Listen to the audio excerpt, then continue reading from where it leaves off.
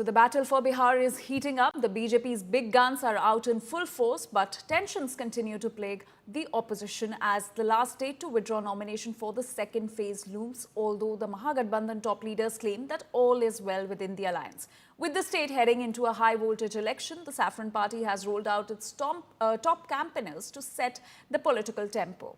Home Minister Amit Shah kicks off his 3-day tour today, while party President JP Nadda leads key rallies in Aurangabad and Vaishali. And tomorrow, it's the Prime Minister's turn. The message from the BJP is clear and loud. The Saffron Party means business in Bihar. But in the Mahagathbandhan camp, it's not all smooth sailing. Even as Ashok Gehlot meets Lalu Prasad Yadav, the Congress insists that all is well, calling disputes over 5 to 10 seats a minor issue. Tejaswi Yadav too is striking a confident note, saying that there is no dispute within the alliance. But trouble brews within. In Darbhanga, 50 leaders from the RJD's extremely backward cell have quit, alleging no respect for backward classes. देखिए, जितना damage NDA में चल रहा है उतना यहाँ नहीं है। जैसे नीतीश कुमार जी कह रहे थे कि हमें बड़ा भाई के रूप में दिखाया जाना चाहिए, लेकिन बराबर कर दिया 101। लेकिन क्या हुआ कि अमित शाह जी ने चाल चल दी, 9 कैंडिडेट दे दिया लोजपा की तरफ से, तो हो गए 110। तो क्या नीतीश कुमार जी ये समझ नहीं रहे कि वो 110 पर लड़ रहे हैं, बीजेपी लड़ रही है और 101 पर लड़ रहे हैं।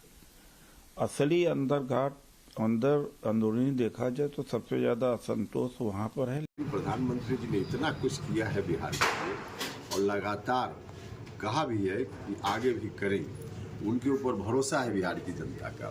तो जब जब आते हैं बिहार के लोग स्वागत में खड़े रहते हैं।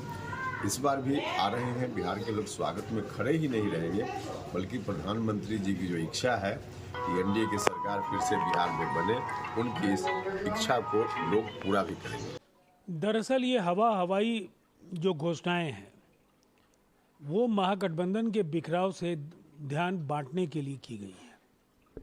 उन्हें भी पता है कि वो सत्ता में नहीं आने जा रहे हैं। जो गठबंधन चुनाव शुरू होने के पहले ही धराशायी हो चुका है, और ये सवाल केवल बिहार का नहीं है, इसकी आज झारखंड तक चली गई है। झारखंड के इंडिया अलायंस में आरजेडी के भविष्य पर प्रश्नवाचक चिन्ह लग गया है।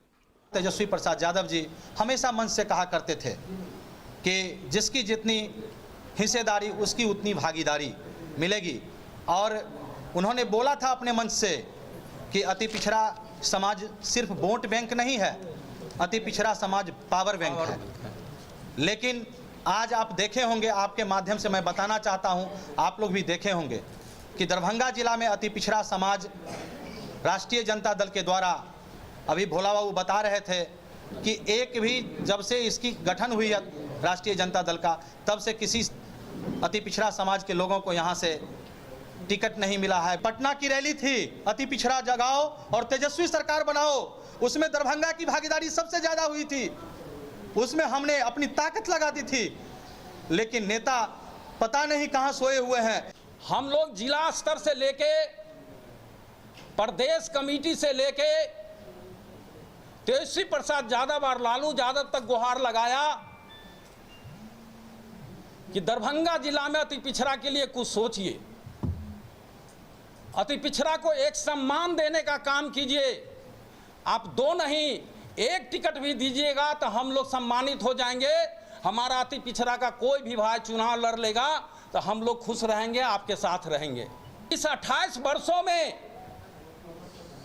राष्ट्रीय जनता दल दरभंगा जिला के 10 विधानसभा में एक भी सीट किसी अति पिछड़ा वर्ग के लोगों को देने का काम नहीं किया। मैं बड़ी भारी मन से, दुखी मन से राष्ट्रीय जनता दल के प्राथमिक सदस्यता और सभी पद से आज इस्तीफा देता हूं और राष्ट्रीय जनता परिवार से अलग होता हूं।